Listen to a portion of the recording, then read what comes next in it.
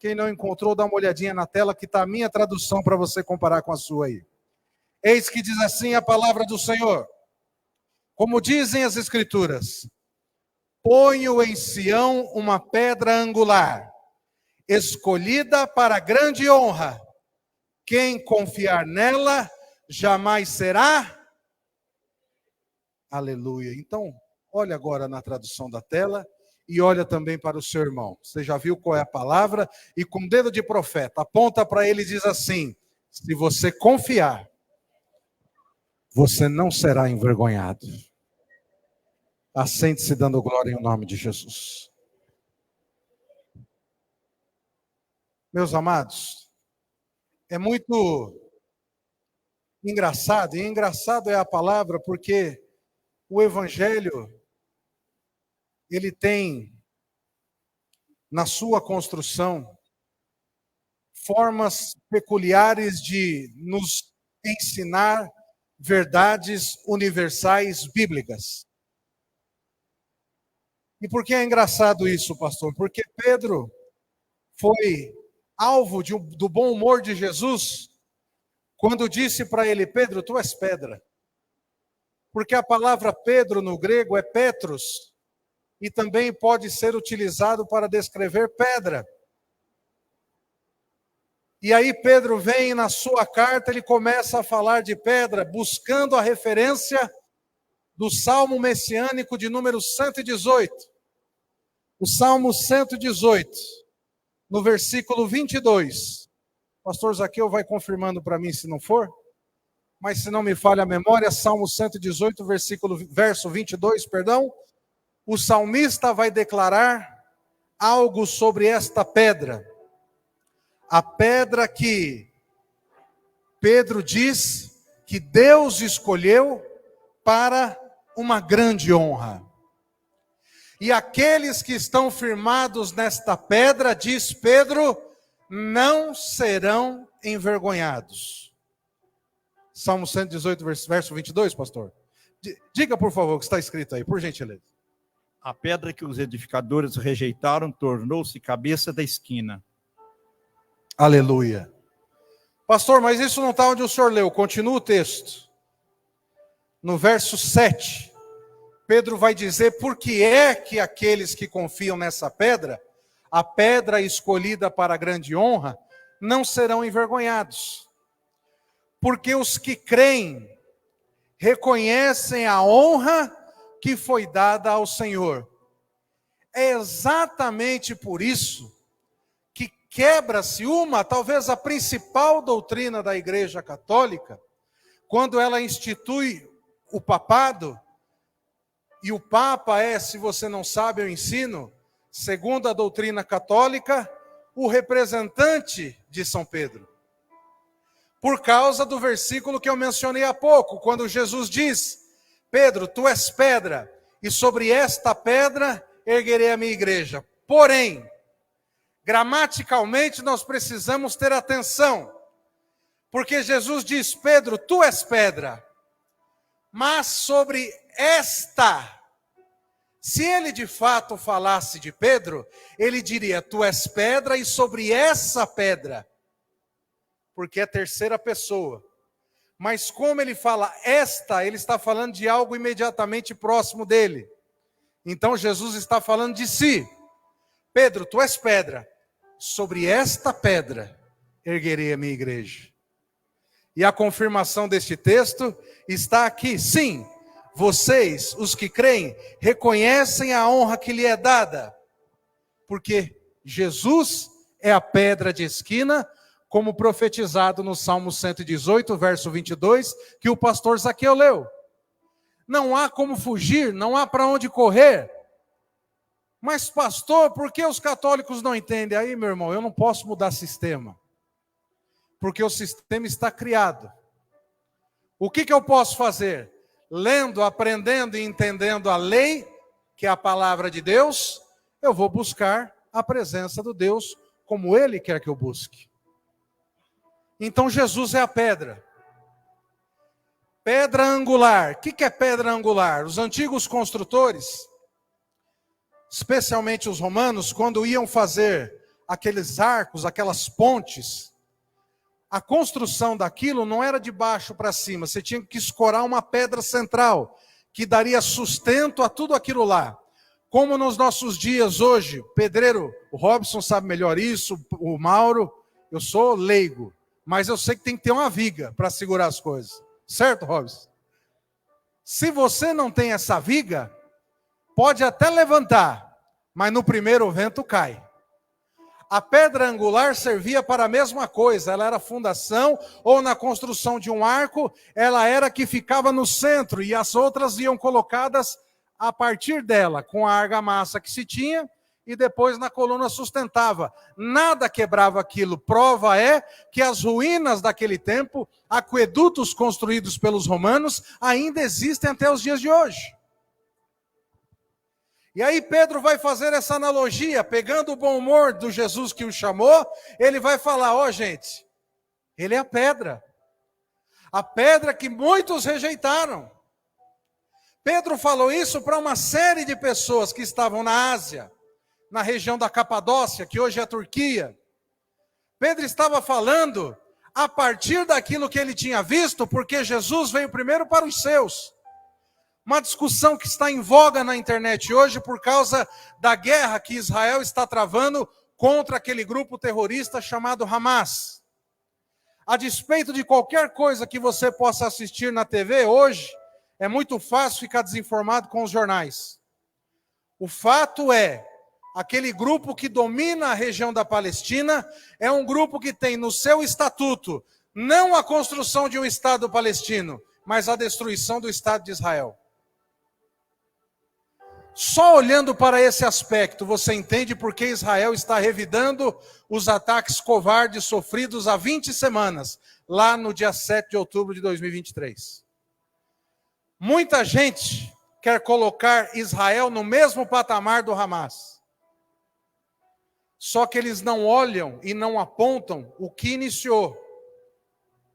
Revide é permitido. Deixa eu dizer uma coisa que talvez você não saiba.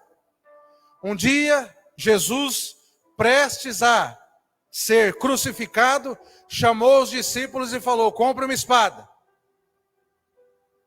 Muita gente não lê esse texto. Muita gente nem sabe que existe.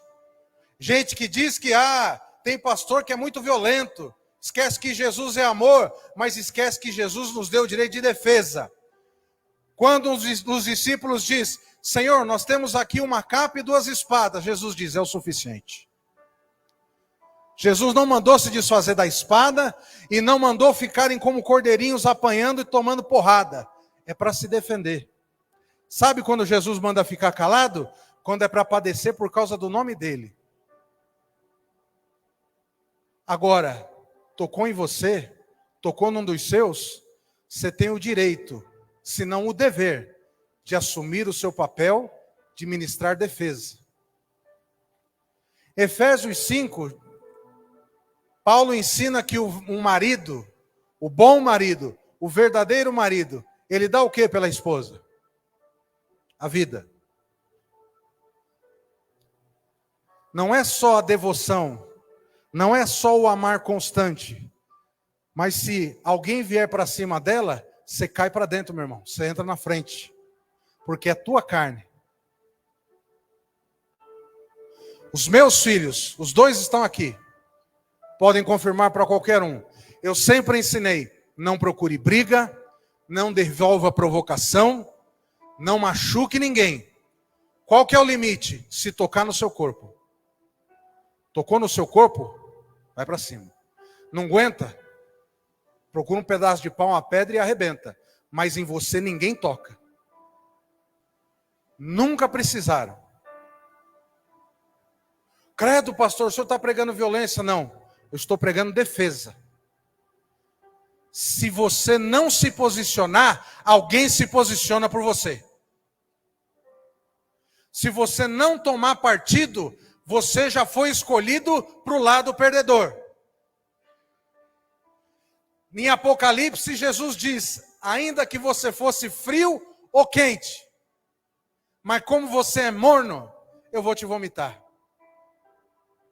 Pouco antes do culto começar, eu vi alguém postando assim, Não seja um evangélico fanático que pensa que o Israel de agora é o mesmo Israel bíblico.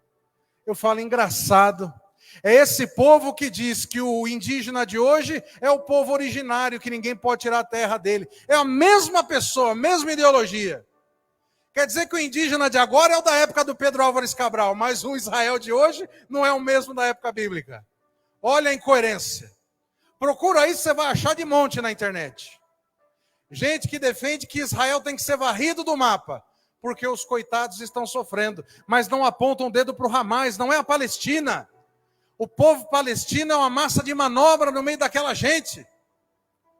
Muitos palestinos trabalham em Israel, estudam em Israel e tiveram suas vidas prejudicadas por causa do extremismo do Hamas. E aí esse povo vai colocando essas ideias, e muitos que são do povo de Deus vão se permitindo sair de cima da pedra que é Jesus e vão atolando as suas pernas num lamaçal de engodo e engano, achando que Deus os chamou para serem eternamente alvos. Deus não te chamou para ser alvo, Deus te chamou para olhar para o alvo. Isso não é um discurso de ódio, uma palavra de violência. Isso é um ensinamento para você entender que o que Deus deu para você é para você lutar. A princípio, a luta é, como disse o pastor Zaqueu na sua oportunidade, contra as hostes e potestades que estão lá. Isso é uma batalha espiritual. Mas quando alguém coloca a mão em você, cerceando a sua liberdade, impedindo você de falar, querendo tirar algo de você ou tirar alguma coisa do seu corpo, você tem o direito de se defender, da forma que for. E por amor de Cristo, e por causa da palavra, aí meu irmão, a pastora pregou aqui ontem sobre Paulo e Silas na prisão. Eles não estavam padecendo por alguma coisa ruim que eles fizeram. Eles não assaltaram, eles não roubaram, eles não foram mexer com mulher A, com mulher B, não tocaram em crianças, nada disso. Eles simplesmente, há uma pessoa que tinha um espírito maligno de adivinhação, vir tentar ludibriar, dizendo, olha, ali vão homens de Deus. Paulo olhou e falou assim, eu te repreendo. Paulo expulsou o espírito, Paulo libertou aquela pessoa. Mas aqueles que estavam ganhando dinheiro com aquela porcaria, tinham influência e jogaram os dois na prisão, porque eles estavam pregando e proclamando o nome de Jesus. Por causa disso, eles entenderam o recado. Jesus falou, por causa de mim vocês vão sofrer aflições. O que Jesus fez no Sinédrio? Ao ter um julgamento completamente equivocado, silenciou. Pedro tentou usar a espada no jeito errado, no lugar errado, no momento errado. Cortou a orelha do aspirante a sacerdote. Jesus foi lá e falou, Pedro, guarda isso aí. Botou a orelha de volta no lugar. Você está entendendo a diferença? Por causa do Evangelho, nós somos, todos os dias, enviados como ovelhas mudas para o matadouro. Viver uma vida com Cristo é viver uma vida onde muitas vezes você salva a sua vida e traz outras pessoas para Cristo, quando você se esconde atrás do silêncio. Guarda a tua boca de praticar o mal. Este é o momento de calar. Agora, nós ainda estamos nesse mundo, nós somos cidadãos, temos direitos. Quando alguém tenta tirar, aí é hora de falar. Por causa de Jesus eu me calo. Por causa daquilo que ele mandou eu proteger, eu ajo. Senão, quando Pedro deu com a língua no dente a respeito do imposto, Jesus teria falado para ele, quieto, não fala não. Nós estamos aqui quietinho. Não, Jesus falou, bom, já que você falou, vai lá, pesca e paga. Faz. Se você tem o dever de cumprir as leis desse mundo, você tem o direito de se defender baseado nelas. É na lei de Deus, no lugar de buscar as suas moradas celestiais, que você cala. para quebrar as potestades que estão lutando, tentando tirar você do equilíbrio. E aí aquelas pessoas oprimidas por essas potestades vão enxergar no teu silêncio a mansidão que Jesus pede para cada um. Esse é o momento de calar. Tempo de abraçar, tempo de deixar de abraçar. Tempo de matar, tempo de morrer. Eclesiastes capítulo 3. Há tempo para todas as coisas. É tomando o nosso papel que a gente acerta o rumo da vida. Muita gente está perdida porque perdeu o seu papel. É como alguém que vai fazer uma peça de teatro e não leu o script, não leu o roteiro. Está lá no palco, tudo está acontecendo, alguém dá a deixa e a pessoa... Vou lembrar aqui de novo, quem já assistiu Chaves? Lembra da festa da Boa Vizinhança, Jonathan? Não tem o teatrinho? E aí o nhonho, olha, se você me chamar de nhonho. Aí o nhonho falou assim, me deram um papel em branco para ler. Esqueceu o papel dele. Esqueceu o que ele tinha que fazer. Tem gente sofrendo no casamento porque esqueceu o seu papel.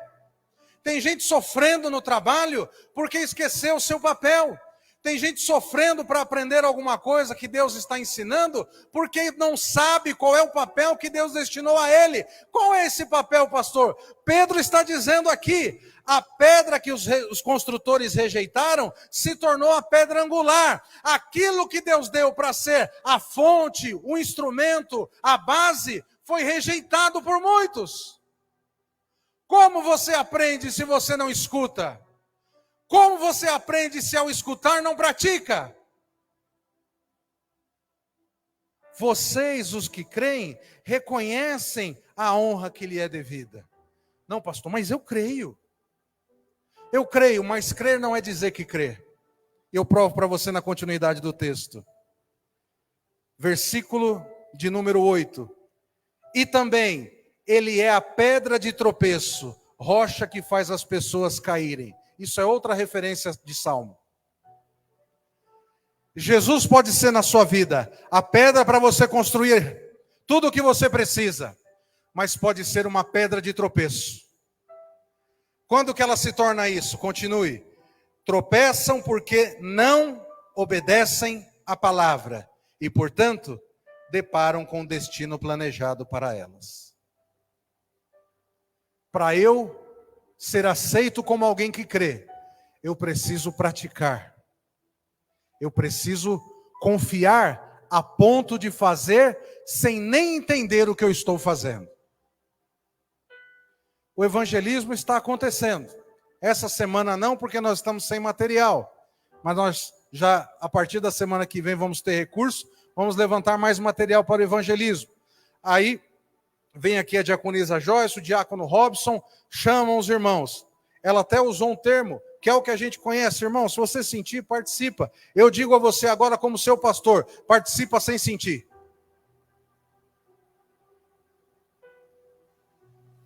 Porque se você nunca sair do lugar para fazer, você nunca vai sentir nada. Eu comecei a pregar sem saber nem o que eu estava fazendo. O primeiro texto que eu preguei, pastor, o último capítulo de Juízes, preguei sobre Sansão. Por quê? Porque, de novo, vou voltar lá no Chaves. Eu lembro daquele episódio que tinha a peruca de Sansão. Pastora dá risada. Irmãos, são as referências que o Espírito Santo me dá para me lembrar como que eu fui me encaixando na vontade de Deus. Eu preguei a primeira vez por isso. Aí você fala, não, isso não é bíblico. Deixa eu contar para você. Procura depois na internet um homem chamado pastor Paulo Romeiro. O pastor conhece. Talvez um dos maiores apologetas que a gente tem no Brasil, defensor da fé. Sabe como que Deus chamou, depois de ele ouvir gente pregar? Ele era da aeronáutica e tinha alguém da Assembleia de Deus lá, ele ficava tirando um barato, porque ele tinha feito um seminário quando novo. Então ele conhecia muita coisa da igreja, mas tinha se desviado. Passou para sua maioridade, foi trabalhar na aeronáutica, foi servir o exército, tinha um crente lá e ele tentava debochar do crente. Um dia ele foi assistir um filme, Ben-Hur, aquele Ben-Hur antigão. Se eu não me engano, o ano que ele falou, 1971. Esse Ben-Hur é a história de um escravo judeu. O filme, eu gosto muito de cinema e gosto muito de filmes antigos. Se você não assistiu, assista depois. Em um determinado momento do filme, ele está com sede, cansado, machucado pelos açoites, e algumas pessoas tentam levar água, e os algozes romanos dizem, não dá água para ele, deixa ele assim. De repente ele olha para cima, ele só vê uma silhueta de alguém chegando e entregando água. Quando os soldados veem a pessoa, eles tentam se achegar, dá um tremor de terra, cai o açoite de um, eles não conseguem. Quando ele se percebe, era Jesus. Ele cruza o caminho de Jesus na Via Crucis. Isso é a história do filme. Naquele filme, uma ficção, num cinema, um lugar de entretenimento, pastor Paulo Romero assistindo aquilo, Deus falou com ele. Deus falou, o Deus que você está debochando daquele homem, é o Deus que você vai servir. Ele disse que ele saiu do cinema, pastor, voltou para o quartel e falou assim, hoje tem culto lá na sua igreja? Não, hoje não. Mas rapaz, eu quero aceitar Jesus. Ah, só na quinta-feira. Naquela época era assim. Era dentro do culto que aceitava Jesus.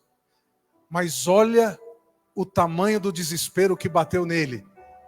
Vendo uma cena de um filme de Hollywood, ele se lembrou das pregações. Talvez tenha lembrado do que ouviu na infância. E aí foi o momento que o Espírito Santo toca no lugar certo para ele se aperceber tudo que ele está perdendo fora da presença. Ele não estava entendendo, passou a entender ali. Quis ir para a igreja, não tinha culto. E aí eu fiquei pensando quando ele contou isso, imagina se fosse o dia da volta. Você querer encontrar e Deus não estar mais lá para ser visto. Você querer entrar para dentro e a porta estar fechada, você bater desesperado, como aquelas virgens loucas bateram, dizendo, olha, agora a gente está com óleo, deixa a gente entrar, a gente também quer participar das bodas do noivo. E lá de dentro a voz diz, apartai-vos de mim, porque eu não vos conheço. Jesus continua com os braços abertos, até o momento em que o Pai disser, vai buscar os meus. Aí, meu irmão, acabou. Acabou. Então Pedro diz, Jesus pode ser uma pedra de tropeço, se você insistir em dizer que o conhece, e que o ama, sem praticar nada do que ele ensinou. E ele ensinou muito além do amor ágape com o qual ele nos chamou. Ele nos ensinou a disciplina e a necessidade de termos perseverança. E deixou para nos avisar e nos dar dicas o Espírito Santo.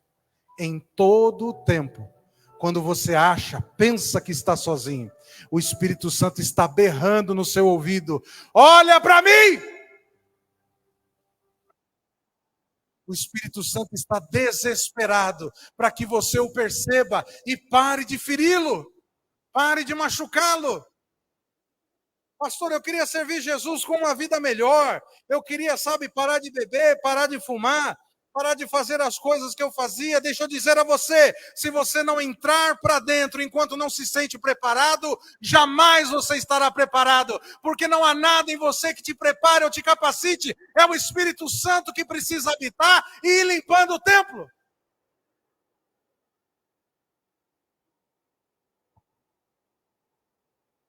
Versículo 9, vocês, porém, são povo escolhido, reino de sacerdotes, aí na sua versão deve estar sacerdócio santo, nação santa, propriedade exclusiva de Deus.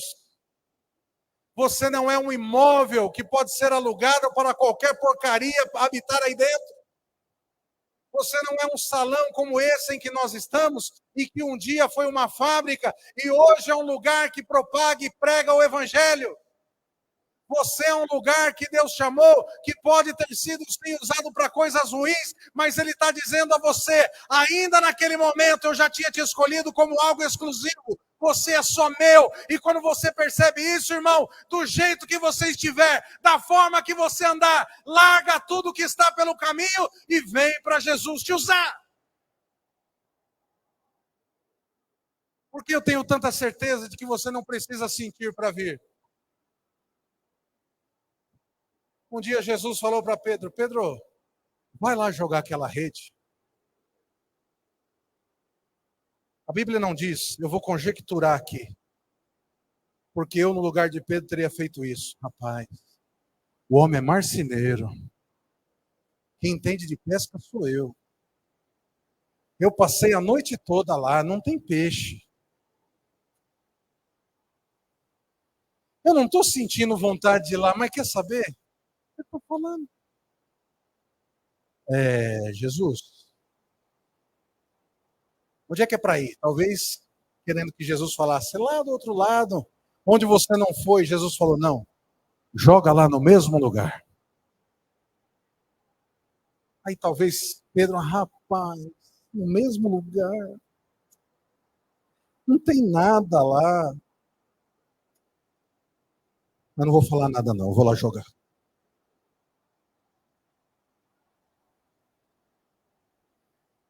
Para você ser abençoado, para você ser usado, para você ser transformado, você não precisa entender as ordens que Jesus dá. Para tornar-se um obreiro na casa do Senhor, muitas vezes você nem vai entender por que o pastor está dizendo para você fazer algumas coisas. Você pode até dentro da sua cabeça falar, o pastor está doido. O pastor pirou. Mas guarda a opinião e faz.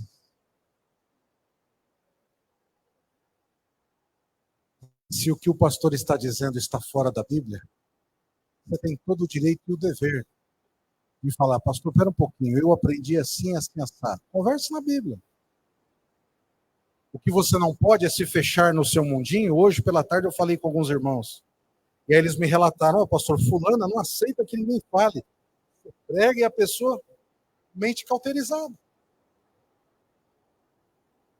O problema de não ouvir não é de quem está pregando ou dando a ordem.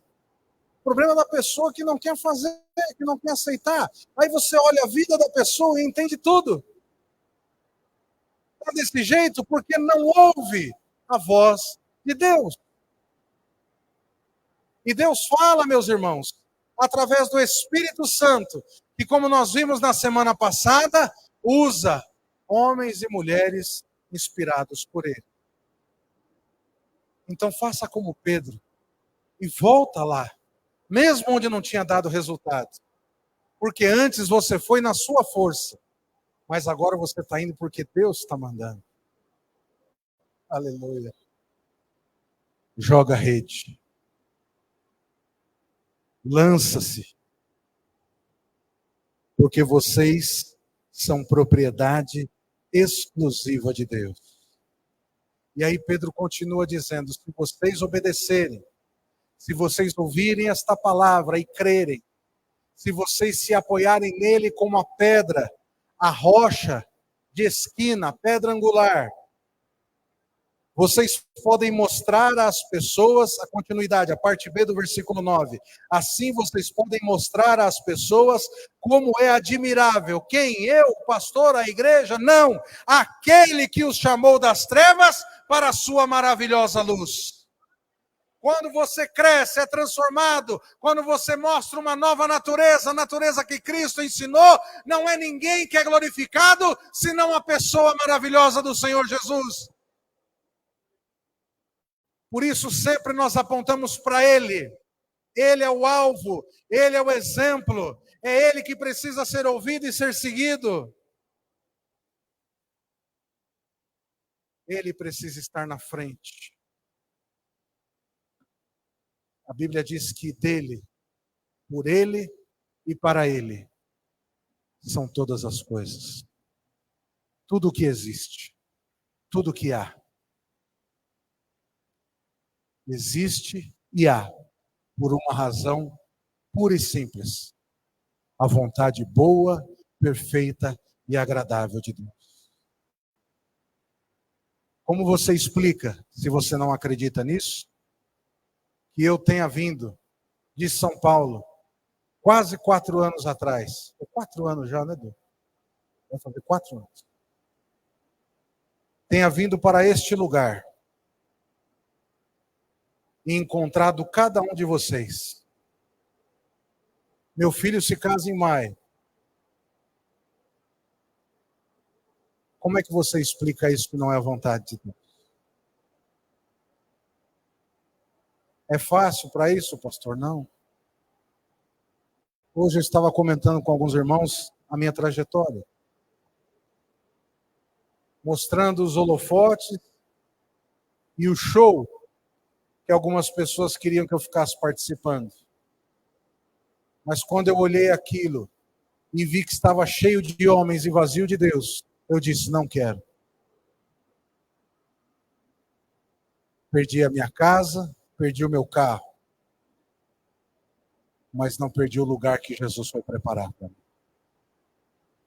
E vim aqui, e quando eu olho este lugar, bem diferente da igrejinha que nós começamos, bem diferente da garagem, da casa onde eu morava, eu vejo que Deus tinha mesmo, como Ele falou, um povo para que eu ensinasse a morar no céu.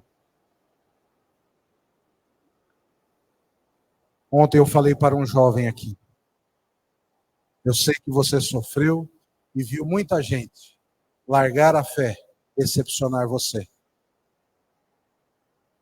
Mas eu estou dizendo, e não é para a minha glória, é porque eu sei de onde Deus me tirou. E você não está sozinho. Esse ano, dia 9, eu falei para a irmã Cláudia ontem, né, irmã Cláudia? A irmã Cláudia faz aniversário dia 9, mas não é dia 9, é dia 29 de agosto. Já guardei. Depois ela explica o manto para quem quiser saber. Tem 2 datas de nascimento. Isso é coisa para poucos. Mas quando ela falou da data do dia 9 de outubro, eu falei: olha que benção. É o aniversário de casamento meu e da Tati. Esse ano eu faço 25 anos de casado.